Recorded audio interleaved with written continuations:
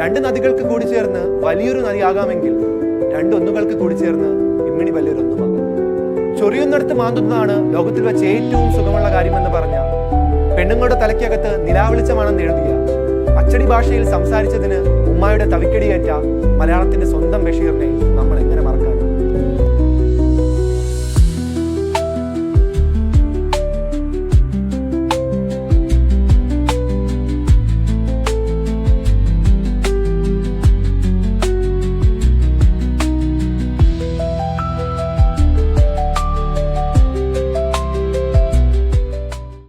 കരുണയായിരുന്നു ബഷീറിന്റെ ഭാഷ.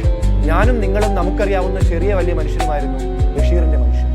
കാക്കയും പൂച്ചയും ആടും ആനയും എന്തിന് തേരട്ടയെ പോലും കഥാപാത്രമാക്കാൻ ആ വലിയ കഥാകാരൻ തയ്യാറായി. മനുഷ്യർ മാത്രമല്ല, കവലയും മൈതാനവും നാട്ടിൻപുറങ്ങളും വീട്ടകങ്ങളും കടന്ന് എച്ചിൽ മോർന്ന ഹോട്ടലിന്റെ പിന്നാമ്പുറവും ലോഡ്ജിന്റെ കുടിസുമുറികളും വേശ്യാലയങ്ങളും കഥാപരിസരങ്ങളാക്കാൻ അദ്ദേഹം ധൈര്യം. കൂട്ടിലടച്ചിട്ട ഒരു ഭാഷയെ മോചിപ്പിച്ചു കൊണ്ടുപോയി ചീട്ടുകളിക്കാരന്റെയും ജയിൽ പുള്ളിയുടെയും പോക്കറ്റടിക്കാരന്റെയും ദരിദ്രരുടെയും എല്ലാം ഭാഷ പഠിപ്പിച്ചത് ബഷീറാണ്. അനുഭവങ്ങൾ ഇച്ചിരി പിടിയുണ്ട്, അവനെ അങ്ങ് കാച്ചിയാൽ പോരെ. അങ്ങനെയാണ് ബഷീർ പറയാറ്. അനുഭവങ്ങളാണ് ബഷീർ സാഹിത്യത്തിന്റെ എല്ലാം. കണ്ടും അറിഞ്ഞും അനുഭവിച്ചും അദ്ദേഹം സമ്പാദിച്ച മൂല്യങ്ങൾ. 6 വയസ്സുകാരനെയും 60കാരനെയും ഒരുപോലെ വായിക്കാൻ പ്രേരിപ്പിക്കുന്ന എഴുത്ത് ബഷീറിന്റെ കൈവശാവകാശത്തിൽപ്പെടും. രക്തനക്ഷത്രം പോലെ കടുംചുമപ്പായ ആ പൂവ് ഹൃദയത്തിലുണ്ട്.